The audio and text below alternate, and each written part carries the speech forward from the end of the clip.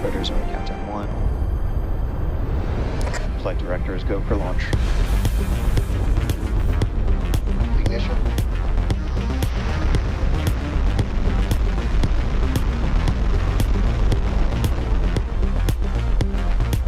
Stage separation. Booster light burn separation.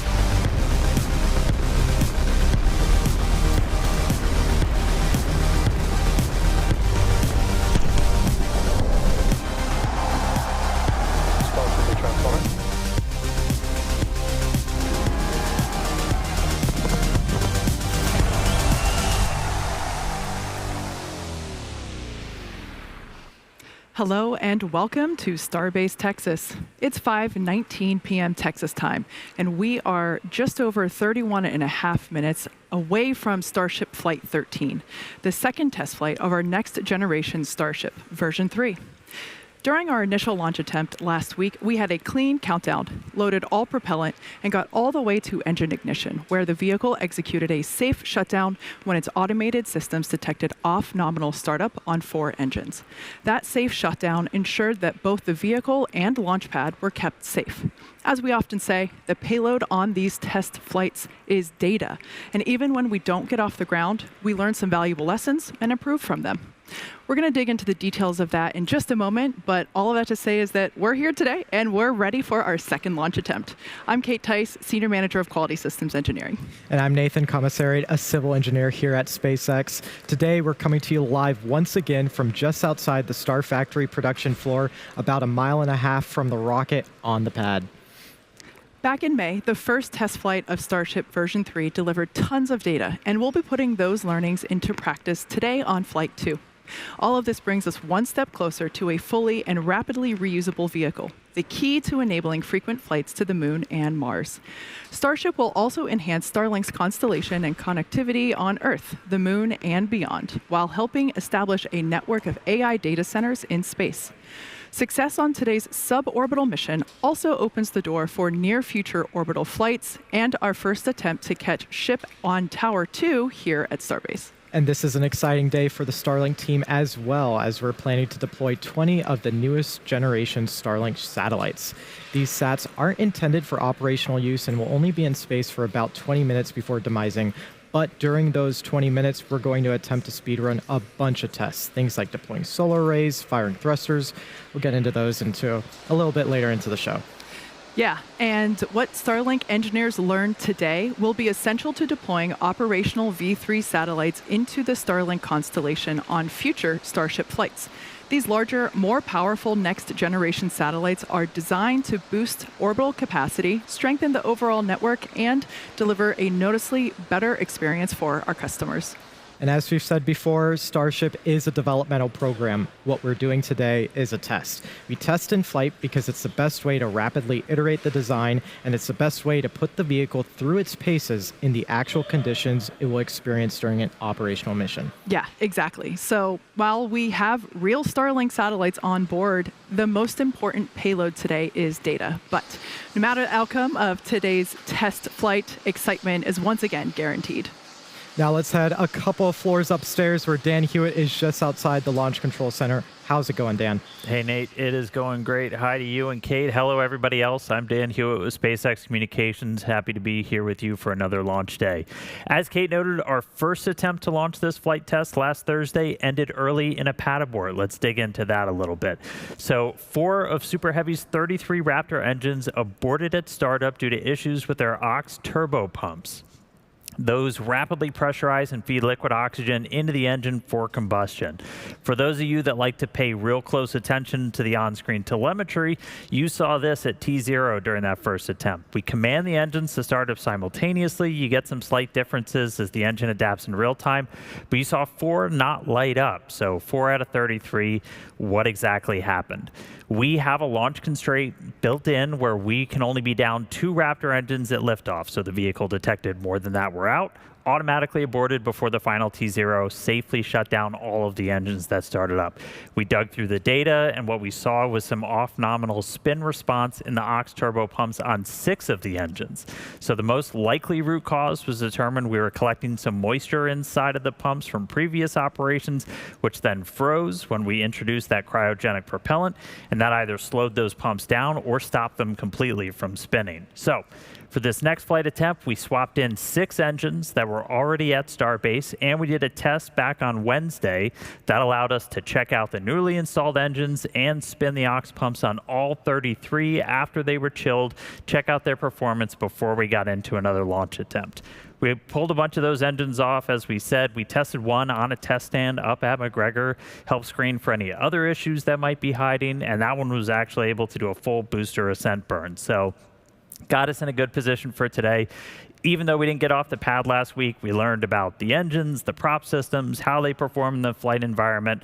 Already going to drive some changes to make Starship more reliable. We also got a real-world test of an abort that's designed to take place at one of the most critical dynamic phases of flight. We safely shut down 29 running Raptor engines, safeguarded the vehicle and the pad. A mountain of work goes into designing aborts. You've got software, hardware engineers just dreaming up bad day scenarios, how we want the vehicle to respond, just to give us the best possible path to maximize safety, preserve the mission and the hardware, so we're able to do that. All right, that was then. This is now Flight 13's second attempt. So things are looking really good at the moment. Just behind me here is the Launch Control Center. Everybody's on console, looking at the systems on board the vehicle and on the pad as we count down to liftoff. Propellant load is underway. We slipped a little bit into our window as we waited for some last couple of things to settle out, and we are targeting a liftoff at 5:51 p.m. Central Time. Weather today, you can see we've got blue skies. We're going to do a little weather corner here for a second because we were originally attempting to fly yesterday, and we didn't because of, we said, weather. I want to be clear, the cause of not flying was visibility. It had nothing to do with launch weather constraints. One of the key goals of this flight is to get very clear imagery of the tiles on Starship as we're flying it at a higher dynamic pressure. You can't do that when you have clouds completely obscuring your view through all of those critical phases of ascent. We're actually capable and legally allowed to launch into lightning because we've done a ton of testing, unique testing, analysis, studying aircraft capabilities, and it's designed because that's ultimately the cadence we want to fly at, like an airplane. We're going to utilize that new capability carefully, but we're very aware if we want to fly Starship as often as you could fly an airplane, you're going to have to fly in weather that historically would keep rockets on the ground. So we're doing that analysis, we're doing that testing to prepare for the future. Aside from weather, we're watching the range, both in the Gulf right here off Starbase and in the Indian Ocean. That's currently green. We are not tracking any vehicle or pad issues that will preclude a launch today. Speaking of the pad, that launch infrastructure, it's every bit as complicated as the rocket itself. It's designed to operate in some of the most extreme conditions on Earth. In case you missed it, we had some pretty cool insight into what it takes to launch the most powerful rocket on the planet in the second episode of our ongoing documentary, Starship.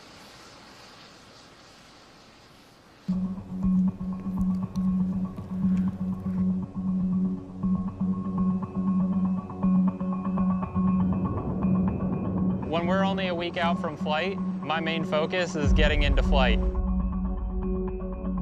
The thing that separates us from a lot of other companies is that we test fast and we test often, and that includes launches. We want to make sure the vehicle's all ready to go, we want to make sure the ground's all ready to go, but we also don't want to be caught in analysis paralysis. Our main objective today is a 10-engine static fire.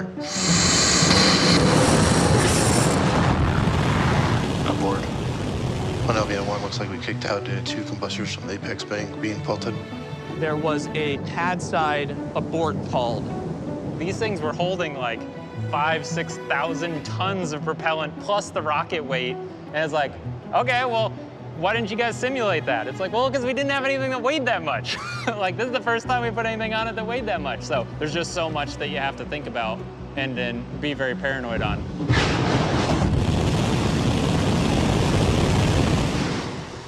We kicked out early. All teams triage alerts, prepare for offload. We actually had another pad abort on the diverter. Basically, right during engine firing, it was so much noise and vibration that it actually shook the sensors that are located out in this area enough that they aborted us out of the test. We went back, obviously, afterwards and looked at all the data and tried to come up with smarter ways to basically still protect the integrity of the diverter throughout the operation while changing our parameters so that we were making sure that we would not abort again. A flame diverter is like a super simple concept that is like not at all complicated in operation and is just absolutely murderous in the details. These are extremely sophisticated thermal load sensing devices. If they turn into melted metal slag, then you know that you got too much heat. If you melt this, you're hotter than aluminum melts. If you melt this, you're hotter than zinc melts. If you melt this, you're hotter than copper melts. If you melt this, you're hotter than Sharpie melts. So we're sub-Sharpie. We have all of this mass flow, all of this energy that is just absolutely trying to obliterate our pad. We want to give it a thing to obliterate to keep from obliterating the things that we care about. And the thing we give it is water.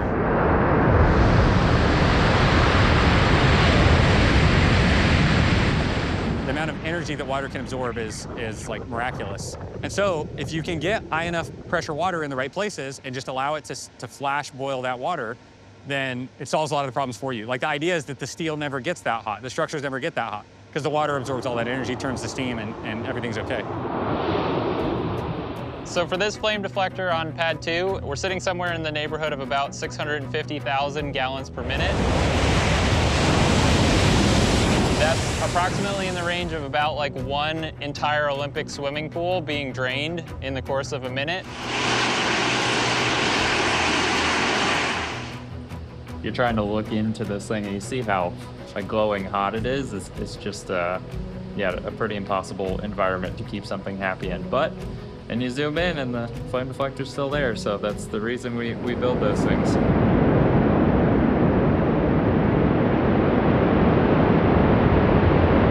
Putting the rocket into human terms is something really tough. 65,000 pounds per second of propellant that is coming out of the engines. And again, just like 18 million pounds of thrust, like what does that number mean? I think of like 11 Ford F-150 trucks per second just zipping out of the bottom of the rocket. It's like imagine if you had the world's biggest machine gun, except for instead of shooting bullets, it was shooting pickup trucks, and it's just firing 11 pickup trucks per second out of the bottom of the rocket. It's like, do you think your stuff could survive that? And it is so satisfying to watch the slow motion flame diverter shots.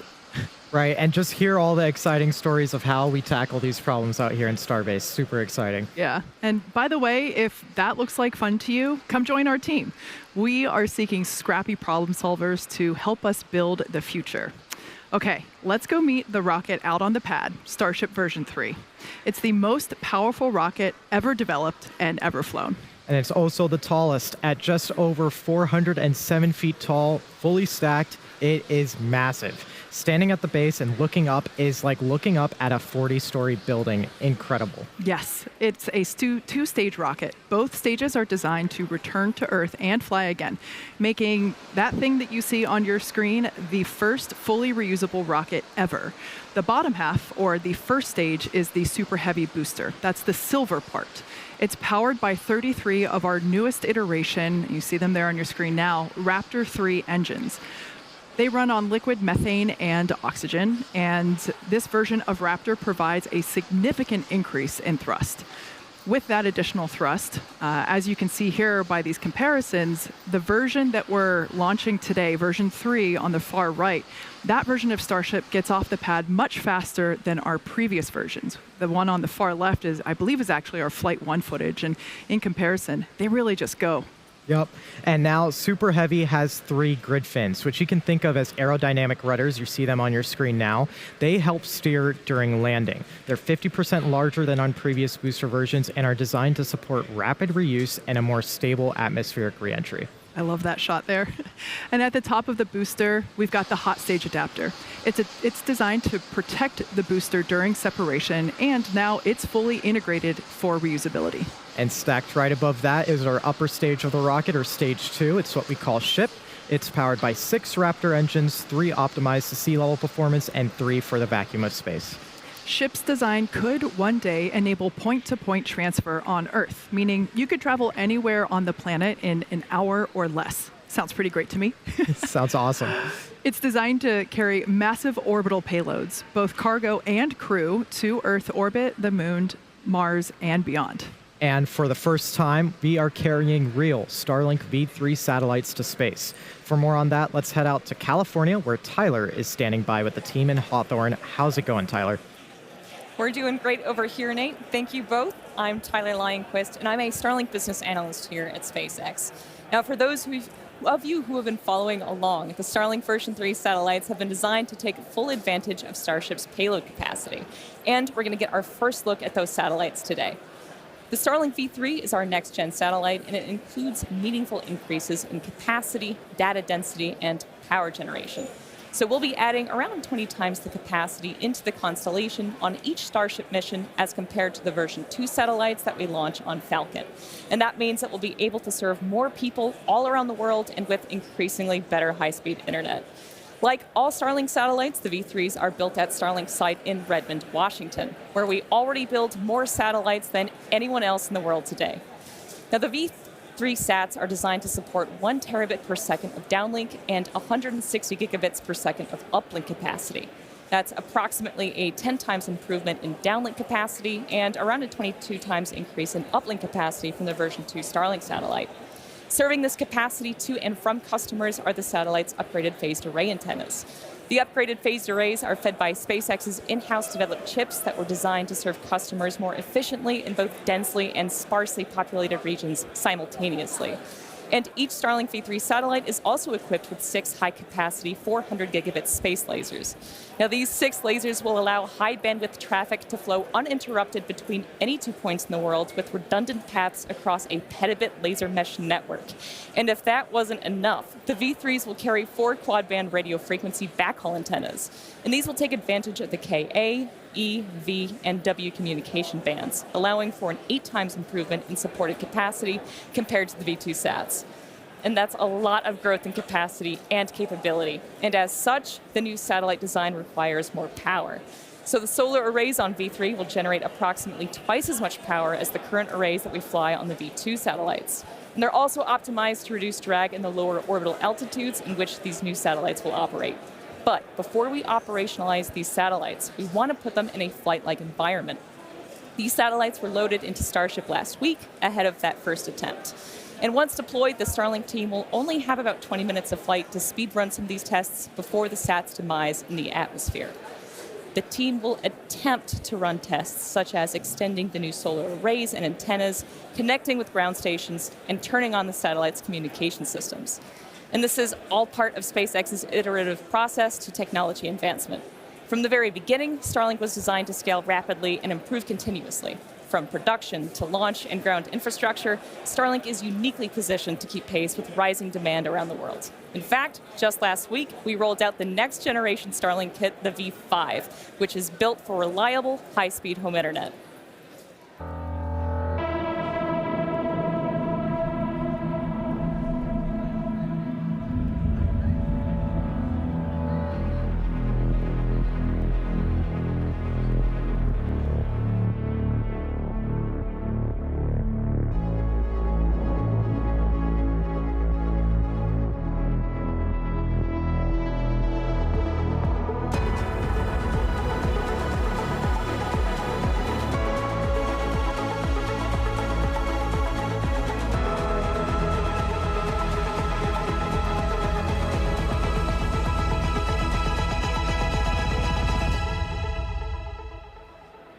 All right, you heard from Tyler. A lot of work going on with Starlink. We've also started development on an entirely new satellite constellation, StarMind, our AI satellites. I got to sit down with Elon and Starlink's Director of Satellite Engineering, Ian Dahl. We covered a whole bunch of stuff, really focused on what are the 3 limiting factors to making data centers in space a reality. First one we talked about was mass to orbit. That's where Starship comes in. We're going to need megatons into low Earth orbit, and we're going to be combining its full reusability and the really big payload capacity to launch the number of satellites that we're talking about, because we plan to deploy up to 1 million AI satellites, and those are going to function as those orbital data centers using Starship for the high volume, low cost launches. A couple of really key reasons why moving data centers to space has advantages over building them here on Earth, which gets into our second limiting factor, which is power generation. It's always sunny in space. Satellites can harness that sun, that near constant solar energy, which is really going to be the only way to scale if AI continues to grow at the pace that we see, especially when you contrast it with all of the challenges that you have here on Earth. Within about 2 to 3 years, we believe space-based AI compute is going to become the lowest cost option as those launch costs continue to drop and Earth-based constraints continue to grow. It's going to just transform how Earth powers AI, unlocks the future. And then our third limiting factor that we got to go figure out is going to be chips, and we got to do that fast. And that's what we're doing with TerraFab. That's going to be the most epic chip building effort ever. Not just churning out really cool advanced chips, but also building a massive scale location to do it. We're talking 100 million square feet, so about 10 Tesla gigafactories.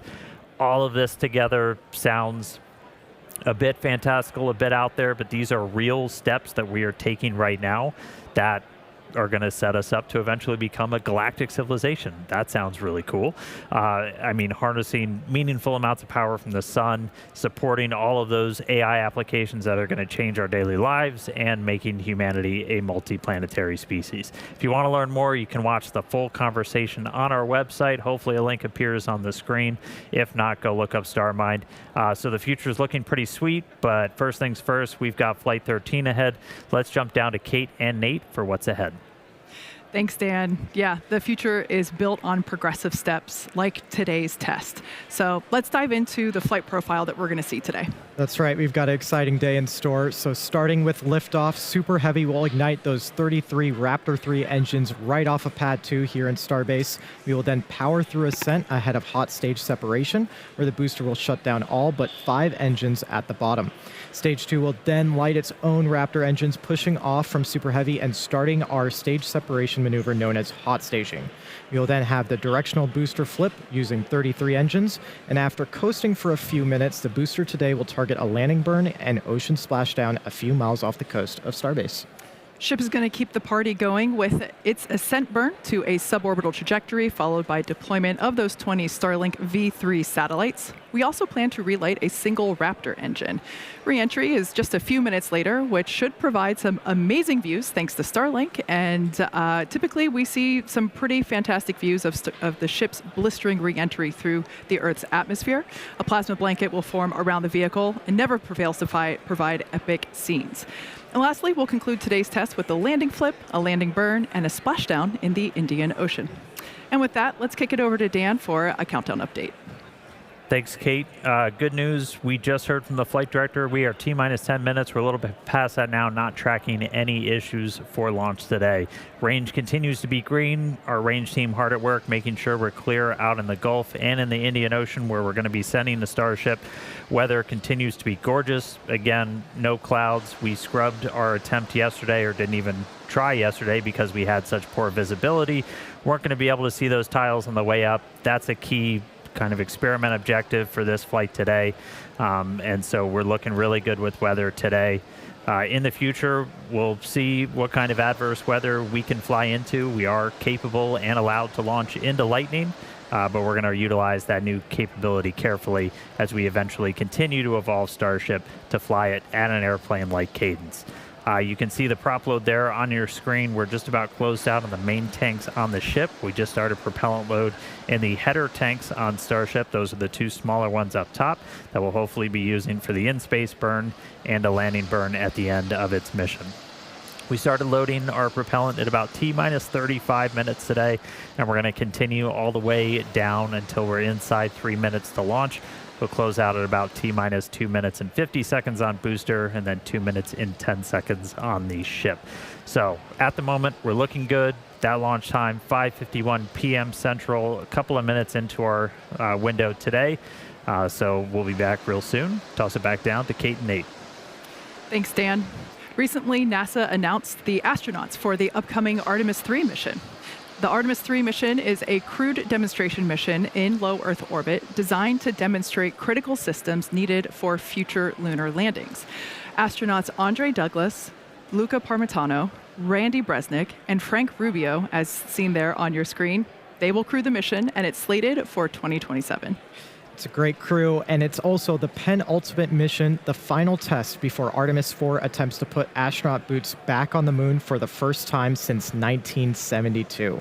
We'll be launching a Starship with a docking port on the nose so we can practice rendezvous and docking with the crew.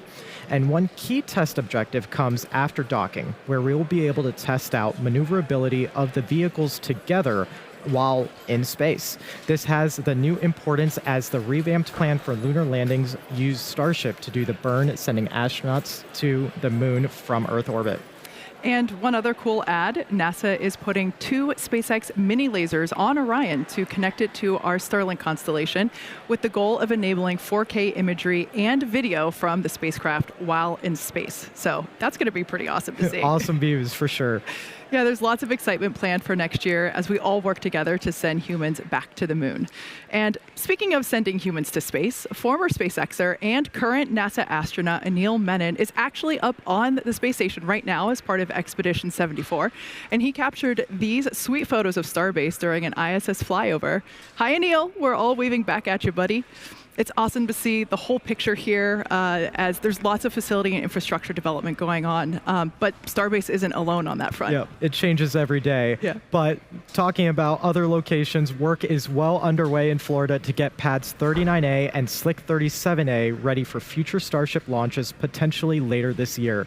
Starship launches from Cape Canaveral are key to hit the necessary launch cadence to get back to the moon, build a moon base, head to Mars, all the exciting stuff ahead in the future. Yeah, exactly. And that future gets closer and closer with tests like today's flight. And with that, we are just under 6 minutes until launch. So that brings us to terminal count. Excitement is definitely gaining traction down here as the crowd is gathering just behind us on the lawn outside, and happy to say, still not a cloud in the sky. Dan, how are things up at Mission Control? Things are still looking really good, Kate. We are still not tracking any holds on the board, no issues with the vehicle or with the pad. Our range continues to be green, both in the Gulf and out in the Indian Ocean for flight today. We'll continue monitoring that all the way down to the final minutes. We are going to be closing out our propellant loading on the booster and the ship within the next 3 minutes. We're going to have about 11.5 million pounds of liquid oxygen and liquid methane on both of those stages once we're all done. Then it'll be time for the pad to essentially ready itself, where we clear out all of the prop that's been flowing through feed lines up into the launch mount, up into the tower. Those go back into the propellant farm, get it ready, and we'll do those final thrust vector control, those steering checks as we get a little bit closer. If we need to hold that hold time, it's new for this launch, and we saw it briefly on our attempt last week. That hold is set at T-minus 60 seconds now. That's where we can pause, we can wait. If we need to just kind of hang out for any pressurizations, anything like that to clear, we've got a couple of minutes to hang there. We will only hold if there's an issue, and we're not tracking any holds on the board right now. That's right. Now, once T-minus 60 seconds passes, a number of events will occur in rapid succession. Both the ship and booster will configure their comm systems for flight, and they will rapidly run leak checks on gas and fluid tanks. Meanwhile, the booster will be going into internal power, and its engines will get their final priming for launch. Those ship engines will also begin their ascent bleed profile, and it will arm its automatic flight safety system. There's a lot of mechanical activations on the tower side as well, with one critical step being unlatching of the quick disconnect, feeding propellant into the ship. And once T-minus 60 seconds has passed, we still have the ability to rapidly recycle the count under certain conditions back to that T-minus 60 seconds point and hold there to assess what happened and if teams can proceed once again to T0. There's an estimated 5 to 8 minutes of hold time, and that's largely driven by the propellant temperatures that we see on the vehicle while holding. The flame diverter on pad 2, you can see it there at the base of Starship. That activates at T-minus 17 seconds. Now, if we trigger a hold after T-minus 17 seconds, that will result in a scrub for the day, as we've already turned on the water. Now, for those that have just recently tuned in, once again, our primary test objectives for today's test flight includes a successful liftoff, stage separation. We also plan to deploy 20 Starlink V3 satellites. We have real satellites on board. We expect to have about 20 minutes of available time to speed run some tests and really allow the Starlink engineers to put them to the test in that time. That's right, and we also have the soft splashdowns planned for both the booster and the ship. Going to be super exciting to see if we can return those safely back, so that way we can get ready for tower catches again. And just a quick check-in, we got our final green light from the range, not tracking any issues on ascent or out in the Indian Ocean for entry, so that was kind of the final go for flight that we wait for in these final minutes. Prop load now closing out on both vehicles. We have no holds on the board.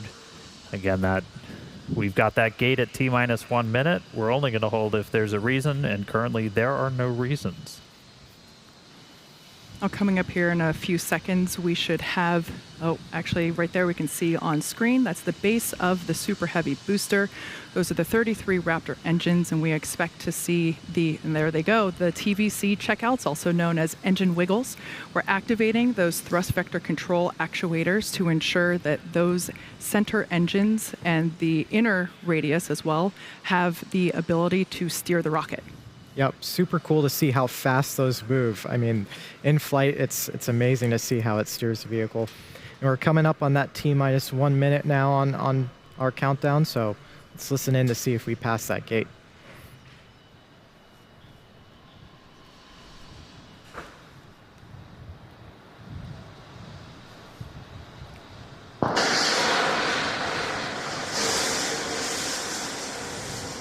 All right, we are through the gate.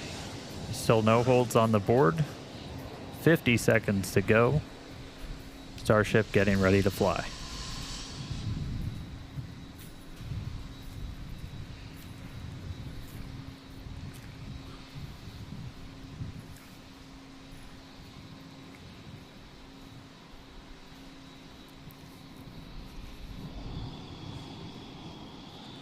Flight tractors go for launch.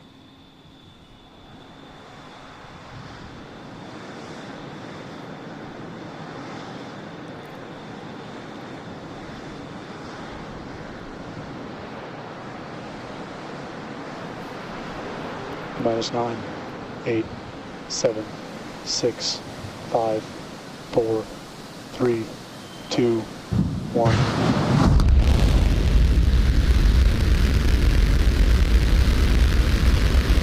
Lift off Starship.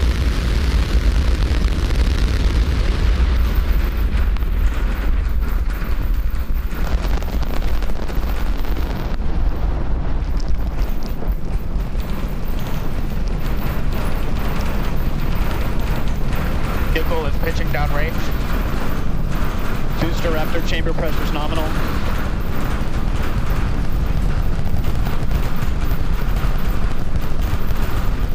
Seconds into flight, 33 out of 33 Raptor engines lit on the Super Heavy booster, arcing away from us here at Starbase.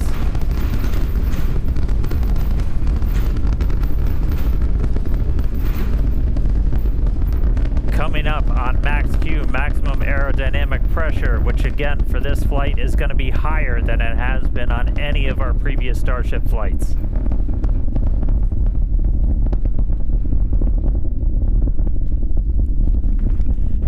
Right, so we're passing through that maximum aerodynamic pressure over a minute now into flight. Still seeing 33 out of 33 Raptor engines lit and burning. Our next major moment's going to be coming up in just a little over a minute from now when we're going to get to hot staging. We're going to shut down all but 5 of those engines on the booster. It's our version of MECO. Most engines cut off. And then we're going to ignite the 6 engines on the ship while it is still attached, to do that separation. As a reminder, we try to do a directional flip, so When you watch on your screen, we're hopefully going to be sending that booster towards the bottom of the frame. For the booster itself, it's like doing a flip up. It'll go towards the bottom of your frame. We do that by lighting the engines in a slightly staggered sequence.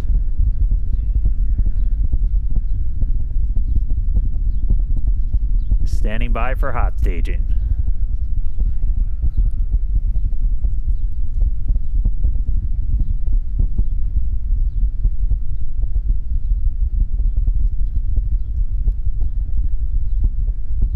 All but 5 engines down. Cutoff.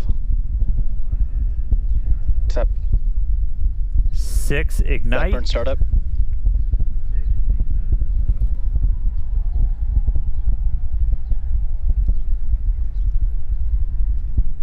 And the booster now doing its boost back burn. It looks like we lit all 33 initially. Now we're down to 13. We're seeing 6 out of 6 Raptors lit on the ship.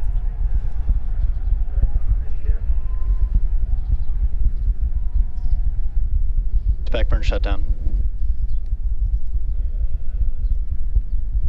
And boost back burn shut down. So it looks like we were able to get through the boost back burn this time around. That was one of the key objectives we didn't have on the last flight. Nominal.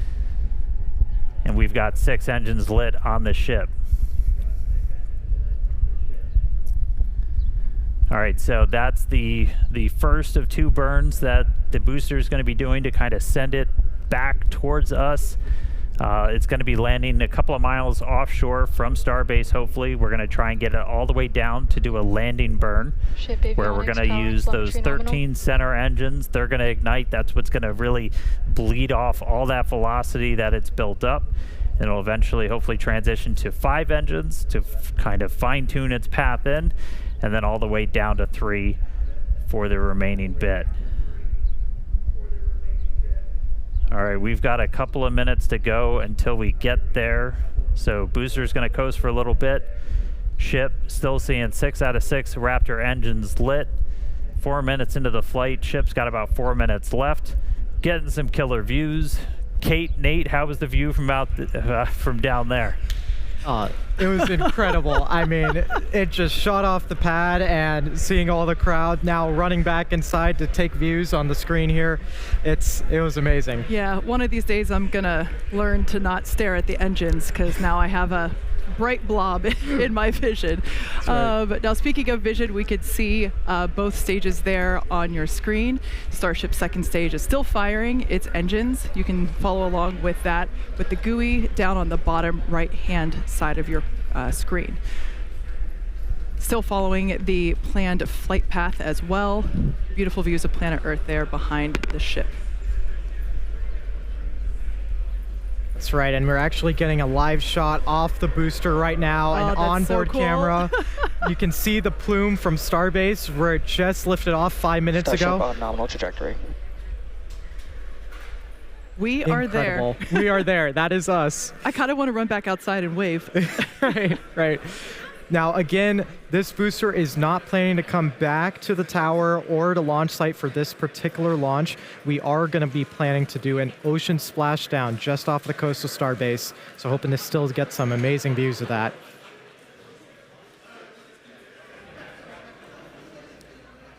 Pretty awesome to see the Raptor engines there on the left-hand side of your screen. We can actually see the plume there of those center Raptors. Those are the sea level ones, as well as the vacuum Raptors are the 3 on the larger ones on the outer radius.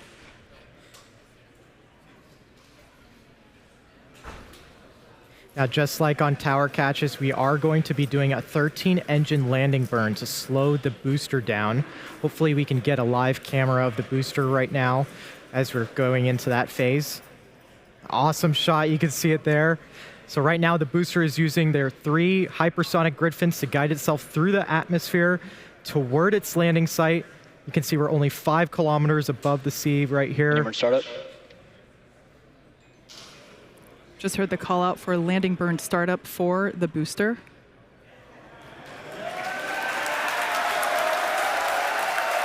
I have a feeling the crowd's about to go wild here.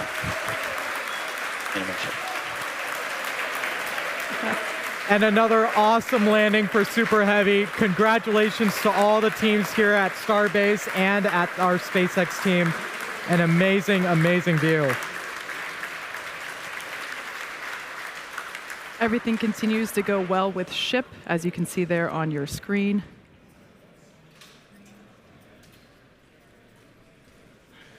Yeah, we've got about a minute left with the ship engines on. Just looking at the booster real quick, it didn't look like we lit all 13 engines that we were planning for that initial landing burn. We were targeting a softer splashdown, and as you saw, it came in with quite a bit of velocity still. So landing velocity did look a little bit high, but really cool to make it all the way back this time to that landing burn. We'll dig in, figure out how to turn on all those engines, and then get to a full landing soon. But all eyes on ship. We are just a little ways away from getting those engines turned off. We expect it to burn about 8 minutes and change. And so hopefully just about 15 minutes to go. Sounds like we just got the sonic boom Yeah, here we sure at did. Starbase That was awesome. from the booster splashdown.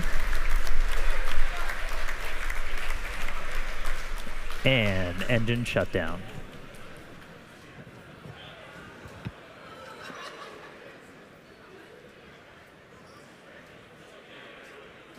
All right, Starship 6 Raptor engines have successfully shut down.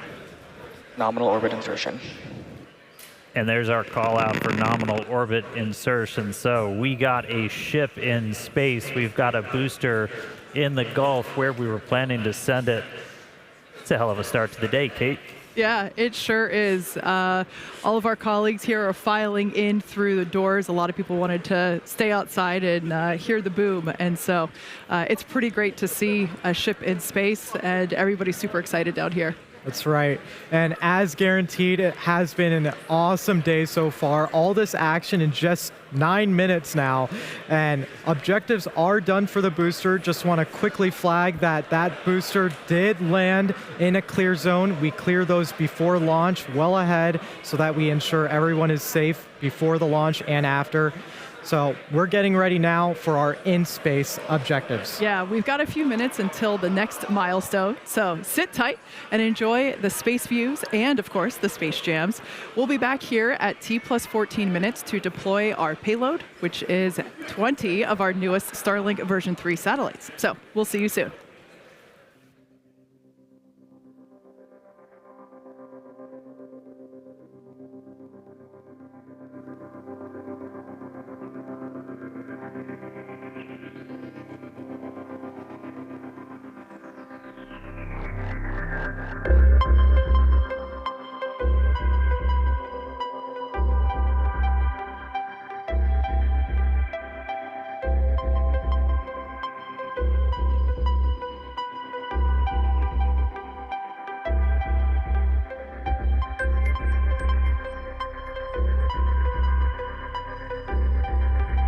Ship FTS is saved.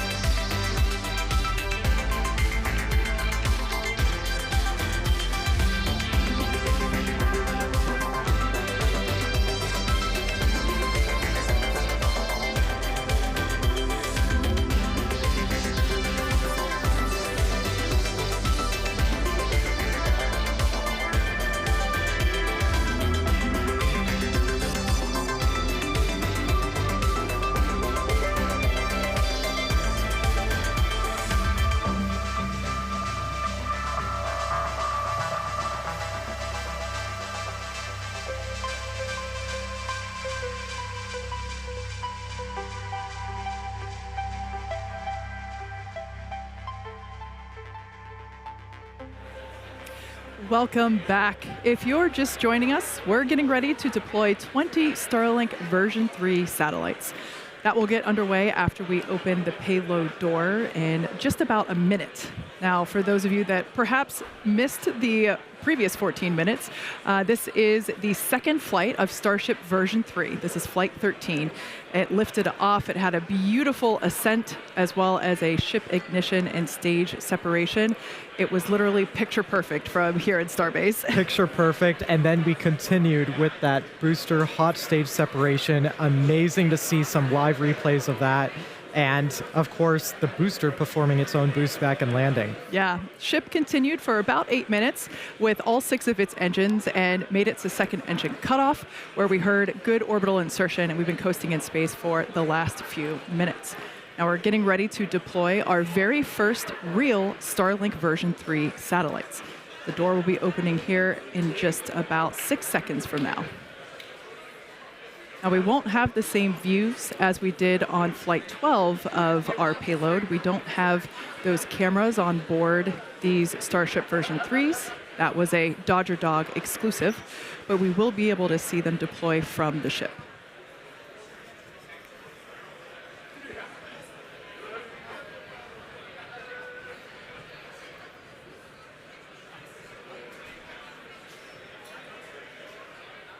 As Kate said, we should see the door open up really soon if we haven't quite gotten it open already.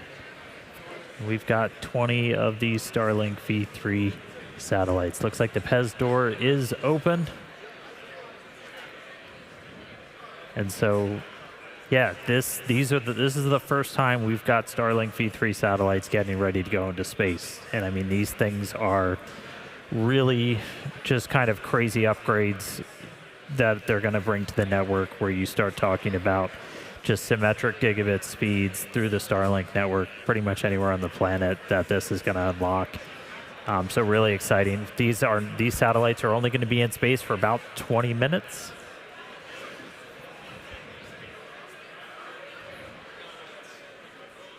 Sorry about that. These will only be in space for about 20 minutes as they're on the same suborbital trajectory as Starship itself.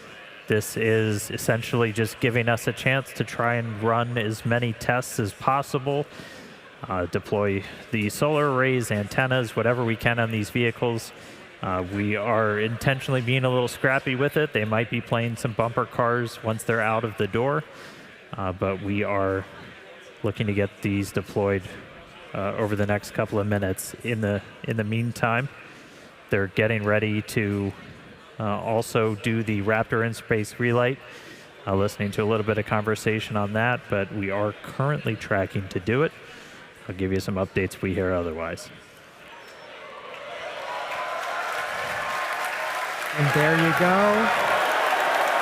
You can see our first Starlink V3 getting deployed out of Starship. Huge milestone for the team out here. Yeah, the crowd is definitely hyped about this. We could see these Starlink V3s continuing to pop out with deployment assisted by the PEZ dispenser. Now, this version of Starship is built to deploy up to 60 of these more advanced Starlink version 3 satellites. Each V3 is designed to offer 1 terabit per second of downlink capacity. Now, let's put that into Falcon 9 terms real quick. A Starship launch with V3 satellites will launch 20 times the capacity into the constellation as a single launch of V2 satellites on Falcon 9. Just incredible. And anybody that follows Starship, you know that the views that we're being treated to right now, the views we get during those re-entries, that's made possible by Starlink. It's given us just this unprecedented look into Starship as it's flying through space, hurtling through the atmosphere. It's powering the dozens of cameras we have on board. It's giving us real-time data on every system that's telemetered on board that vehicle in real time. We use the exact same constellation to power all of our cameras that we have out in the field here in the Indian Ocean. So really powerful technology for just connecting you no matter where the heck you are on the planet, off the planet. So thank you, Starlink, for letting me watch this stuff as we fly through space. It's pretty awesome. We get about 240 megabits per second of data rate off Starship, which everybody in the spaceflight community knows that's pretty insane when you're usually dealing with single digits on some of the older systems. So gives you a lot of insight, gives you a lot of ability to just rapidly iterate, know what the heck happened when things go wrong. But looks like we're seeing some more satellites get out the door. We do have cameras on some of them. The last couple that are going to go out are going to try and do the heat shield imaging that we attempted last flight. We don't have that camera view that we got on Flight 12 where you kind of see the satellite leaving Starship. Those aren't on the V3 satellites. But we are going to, on the last couple that go out, have some pretty narrow field view cameras that are going to be looking back at Starship, turn on some flashlights.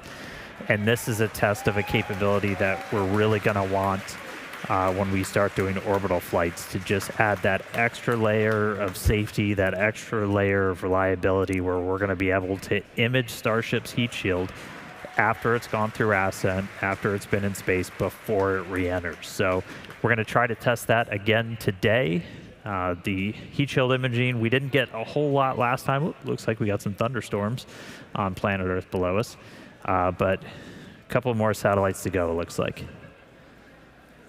Yeah, it's pretty awesome to see our V3s in space. I want to give a shout out to our Starlink colleagues. And we expect payload deploy to run until about 27.5 minutes, so about another 7 minutes here. The Starlink team will be attempting to speed run these tests, or excuse me, speed run test these version 3 satellites, where they will attempt to do a few tests, such as extend the new solar arrays and antennas. They're also going to try and connect these V3 satellites with ground stations and turn on the satellite's communication systems. Now, they're only going to have about 20 minutes or so to do all of this, as these satellites only have that long before they demise in the atmosphere or break up due to that friction when they re-enter the atmosphere. So what we learn from today's deployment will help progress and move the program forward, which is super exciting. You could basically say that the payload's payload is data. That's right. We're getting very Inception here. Now, in addition to those tests for Starlink, for the Starlink team, as Dan mentioned, 6 of the satellites have been modified with engineering cameras to help scan Starship's heat shield.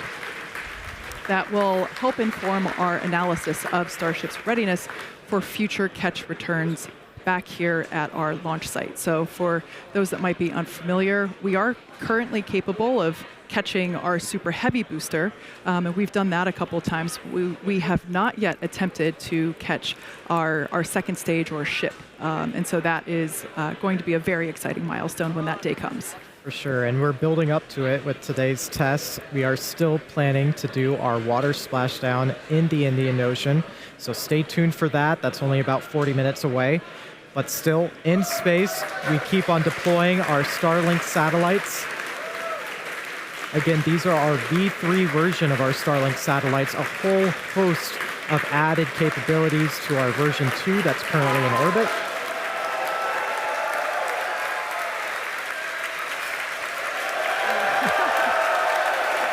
And this is our team here at Starbase Texas.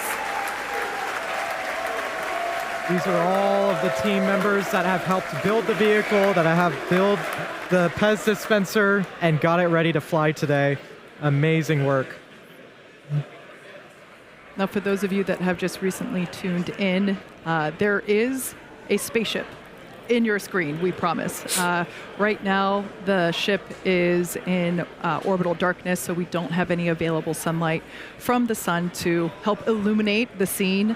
But what you can see moving out from that smally lit space, those are the V3 satellites as they are being deployed.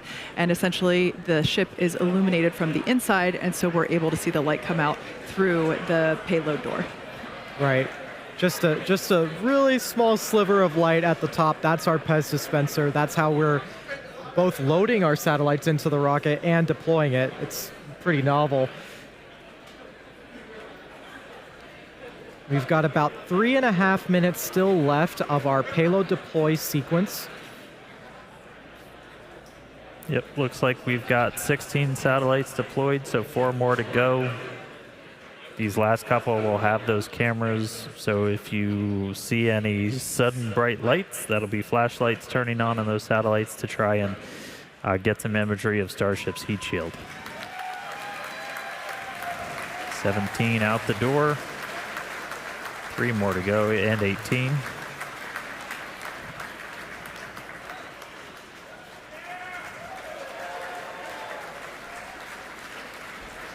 All right, and while we wait for these last 2, we did confirm we are still go for our Raptor relight demonstration a little bit later in the flight today, so we will be looking to relight one of those Raptor engines on ship. And that'll be our next major milestone after we get through these final 2 satellites.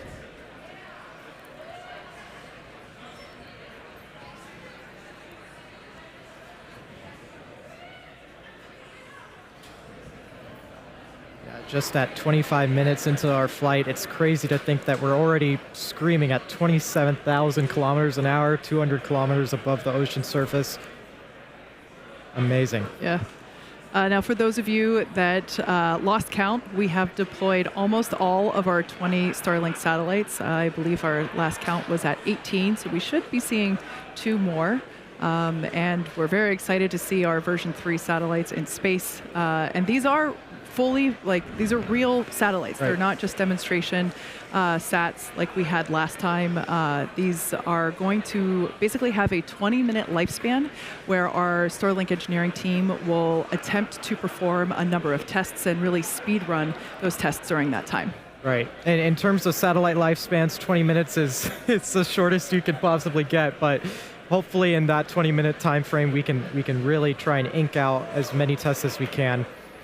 It looks like we might have some, this might actually be light from one of the Starlink satellites. As we mentioned before, a few of them, 6 of them actually are equipped with flashlights to look back at Starship as we want to image the heat shield and understand the heat shield performance through the ascent phase, as this information is very important for us to know and understand as we prepare for operations that will enable ship to come back to Starbase for landing, for catch, I should say.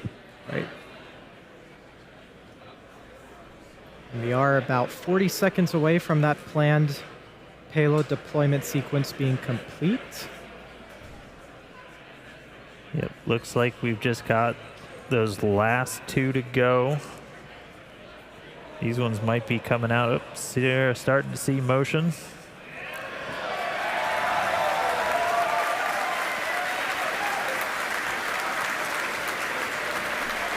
$19 out the door, 1 more.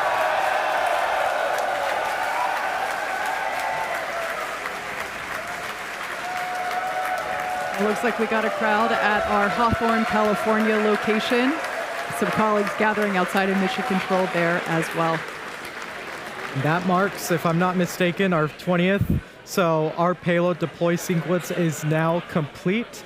Starship will now close its payload bay door and continue to coast around Earth to the Indian Ocean.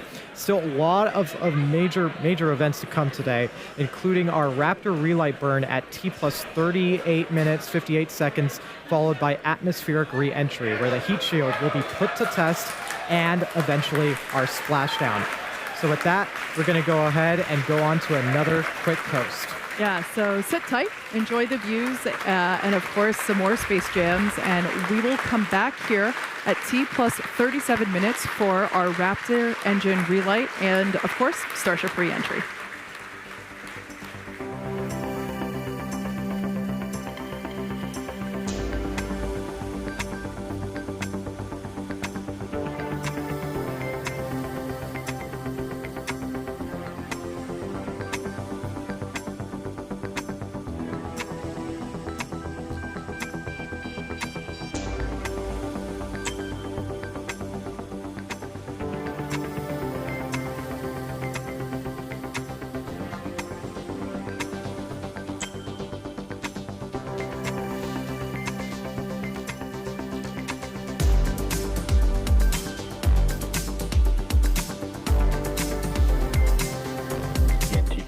checkouts.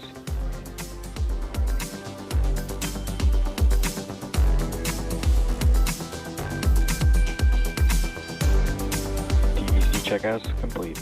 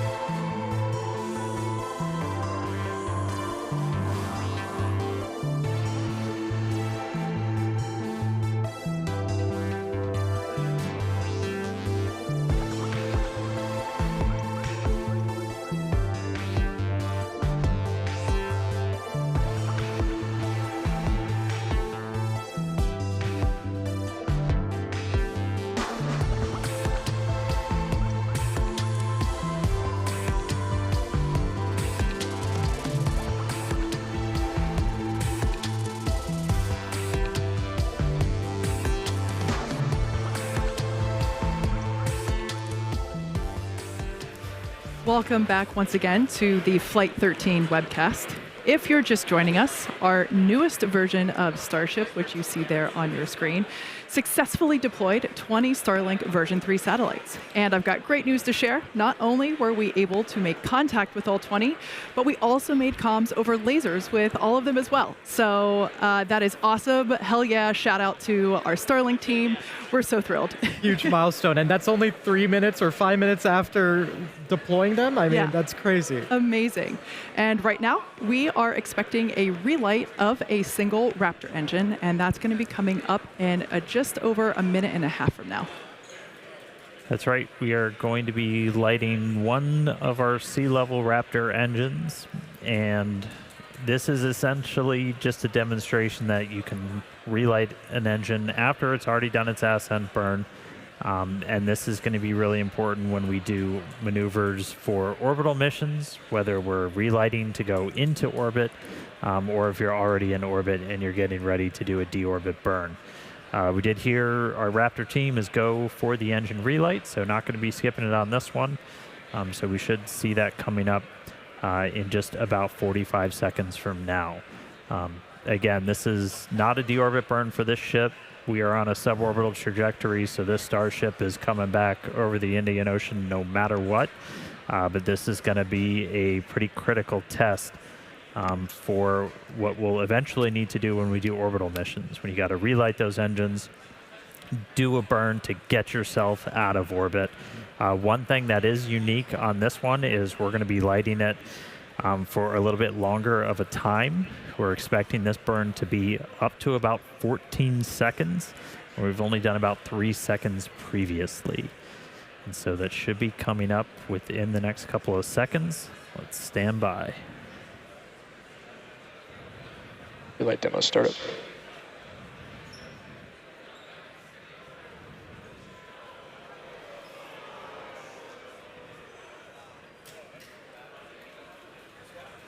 You see relight there on your screen. Wow. And confirmation over the net. Relight shutdown. The burn has ended. Congrats to the team on this milestone. I mean, it's crazy to see how we can maneuver in space, and just another icing on the cake for today's mission.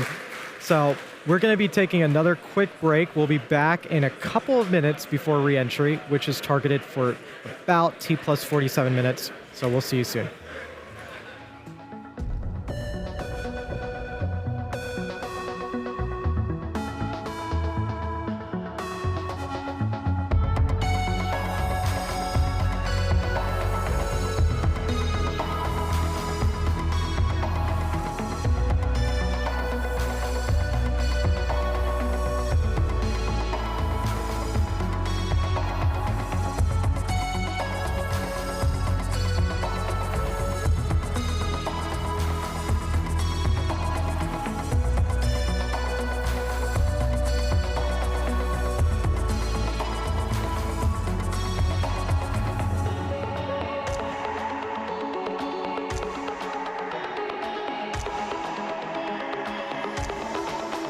Vehicle and entry prep.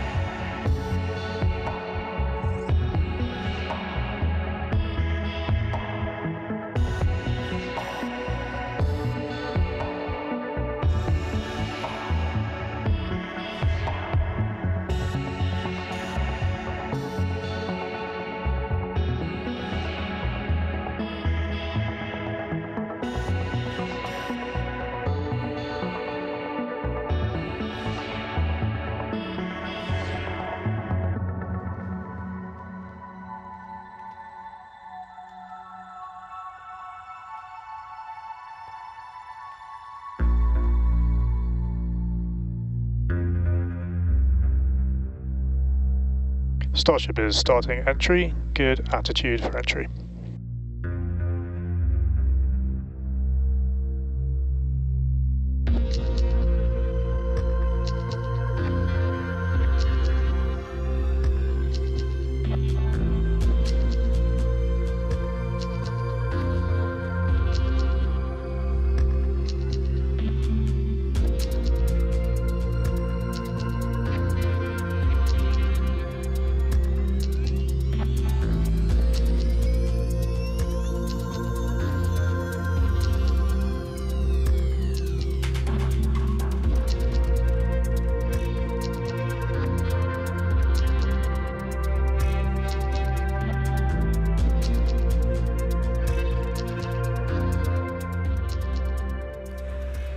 Welcome back once again to Starship Flight 13, the second test flight of Starship version 3. As you can see by these pretty cool views on your screen, the ship is currently re-entering the Earth's atmosphere. Now, we probably have some first-time viewers tuning in today, so let's talk about this phase.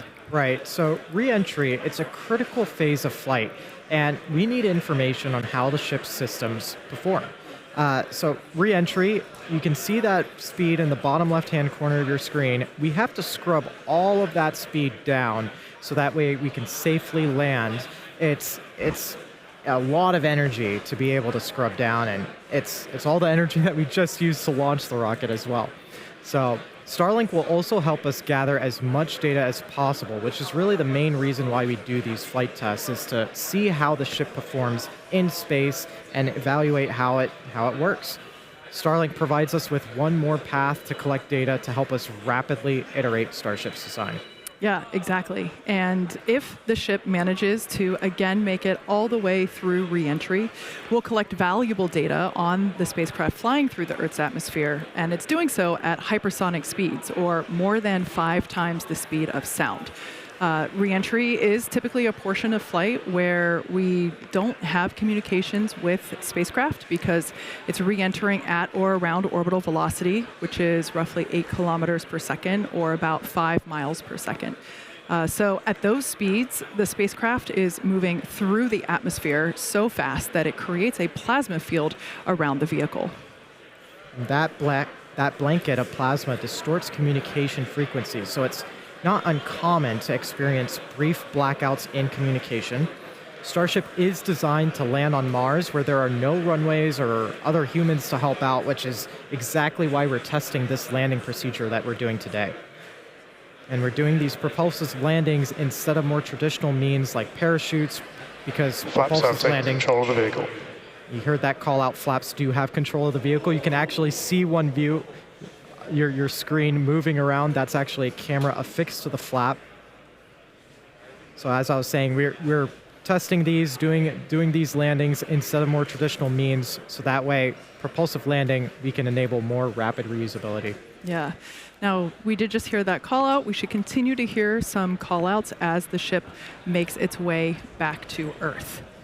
Now, when we hear something called entry max heating, as well as entry max Q, that means that the ship has made it through the maximum heating and aerodynamic loads that it experiences as it returns. So, safe to say that if it makes it through those specific points, we're doing pretty well.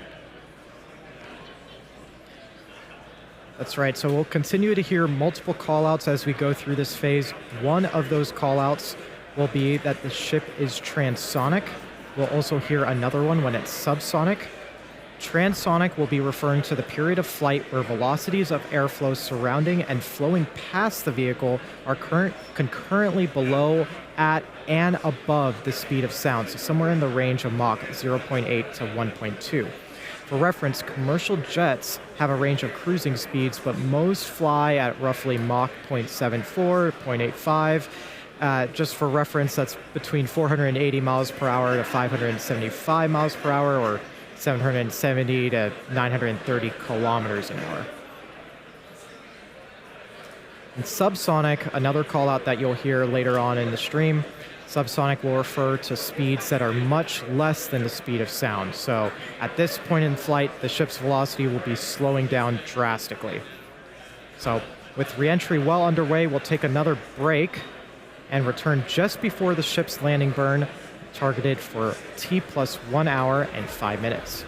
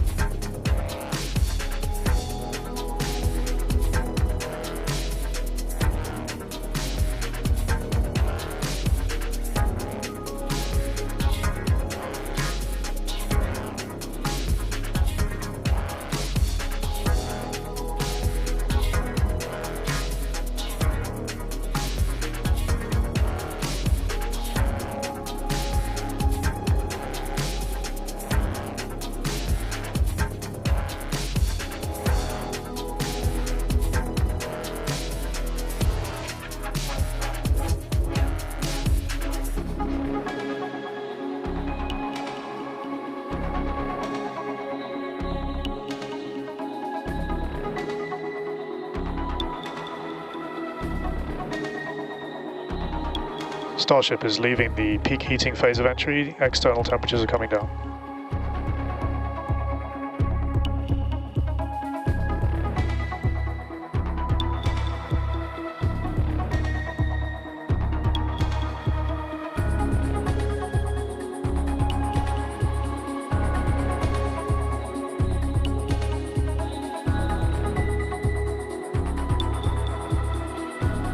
Starship is at maximum entry dynamic pressure.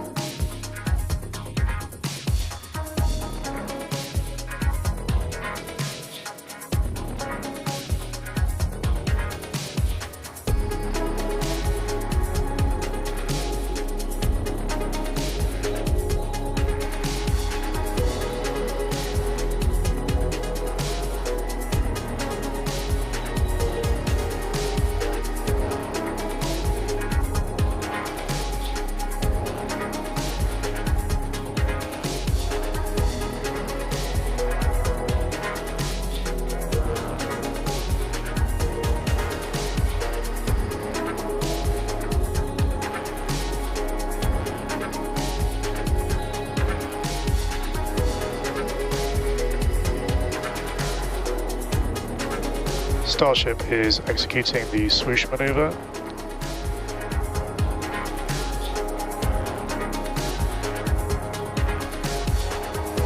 Dynamic pressure is coming down.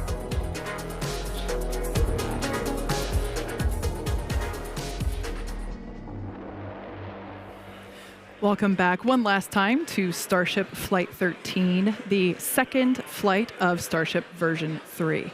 As you can see on your screen with crisp views from Starlink, the ship is currently re-entering the Earth's atmosphere over the Indian Ocean. And really for the last several minutes, we had some amazing Technicolor views. It really looked like it was made out of starlight. Now, we did hear on the nets just moments ago that we made it through max heating and max dynamic pressure, meaning that the vehicle temperature and speeds and pressure are all coming down, and we can see that in the bottom left-hand corner of your screen as that speed continues to decelerate. We're coming up to the ship landing burn. One of pretty much everybody's favorite part of Starship test flight days, and that's going to be coming up here in just about a minute or so. Yeah, just about a minute away. We're going to try and light all 3 Raptor sea level engines for this burn. We'll light 3, do the flip. We'll eventually go down to 2 as we get close down to the water, down mode to a final 1 engine before we hopefully execute a nice soft splashdown. We'll see if we've got our buoys and drones in range with the recovery team. They're going to be standing by to try and get some additional views of Starship's heat shield, which from kind of our initial looks, it did pretty well on the flight uphill, but we'll continue to dig through all the visual data as we get it. We didn't do any real stress tests or anything on this flight.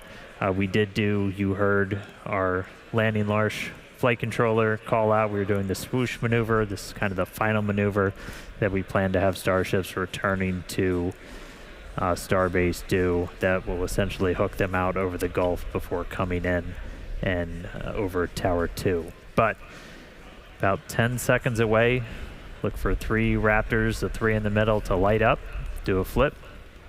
Let's see if we can get this thing in the water.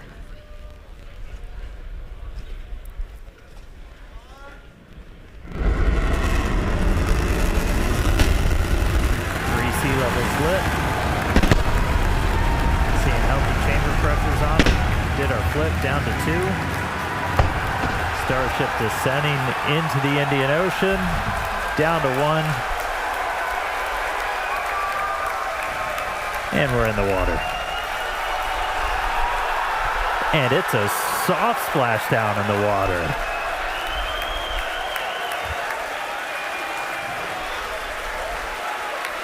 That is a first. That is the softest splashdown we have ever had with the Starship there in the Indian Ocean. It's bound to be an exciting day for our recovery team. I mean, that huge milestone to even get to soft splashdown, much less have the vehicle stay afloat. Yeah, the teams are super hyped here.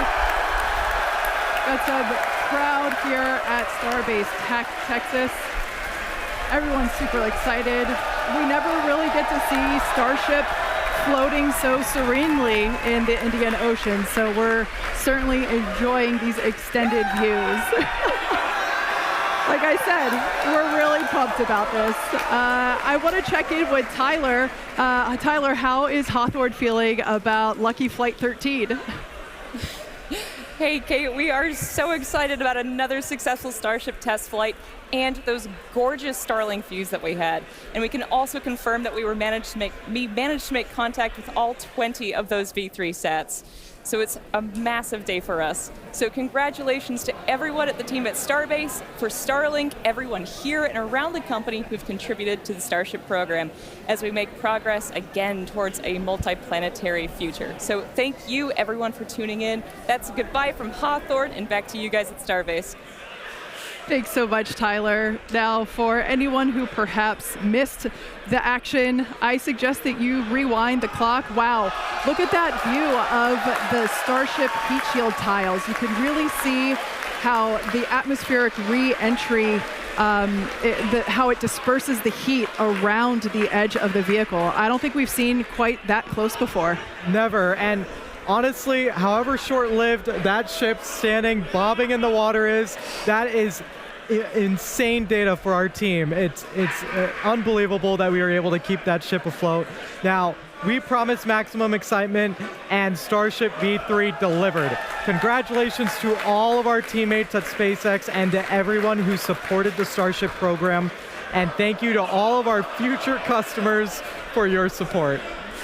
Yeah, as you could tell, the crowd really enjoyed that Nemo cam for a moment. We'd also like to thank the fine people of Cameron County, as well as the Coast Guard, the Federal Aviation Administration, and the Government of Mexico. The amazing views do not end, so be sure to follow SpaceX on X for updates and more of these exciting shots that we didn't get to feature on today's broadcast.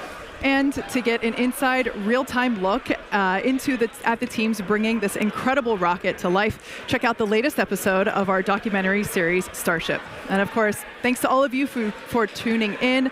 And we're going to head back up to Dan for some additional thoughts. Yeah, I'm losing my mind right now. We are still getting views from on board the ship with it in the water. Like, we had tried in the past to do these splashdowns as softly as possible. We experimented with rolls. This is the first time we've put an intact Starship in the water. This is a dream scenario for the team that's trying to get this heat shield data. Normally you're working with a slightly charred Starship in the water, and now we have one intact. So the recovery team is moving in with their drones, and we are still getting views from Starship. It is sending these via Starlink from the other side of the world while it is floating in the water after flying through space. Like, this is just completely surreal right now.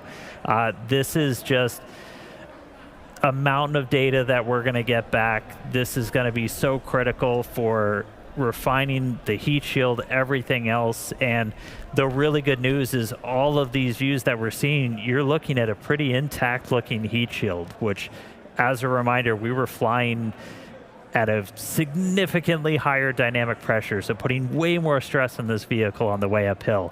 And it's sitting there in the water, and I mean, look at it.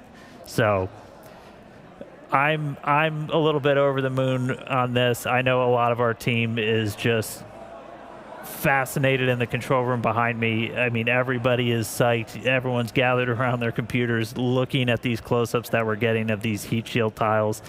18,000 of them. I mean, you can probably count the ones that are missing right now on one hand. Like, this is just absolutely incredible. And the fact that, like, the cameras on board the ship are still sending back video is just a little bit surreal. So, wow. Lucky number 13. Hell of a flight for Starship. Get it all the way there in the water. Really great day for version 3. So, whew. All right. As Kate and Nate said, we're going to keep releasing more of this. Stay tuned. We've got some really cool stuff from some of the onboards that we caught, so keep following us on X at SpaceX. Whole bunch more cool imagery from launch, from the flight that's going to be coming out soon. Yeah, let's just close on that. I mean, look at Starship in the Indian Ocean. That's fantastic. We'll see you all back here for the next flight test of Starship version 3. With that, we'll say goodbye.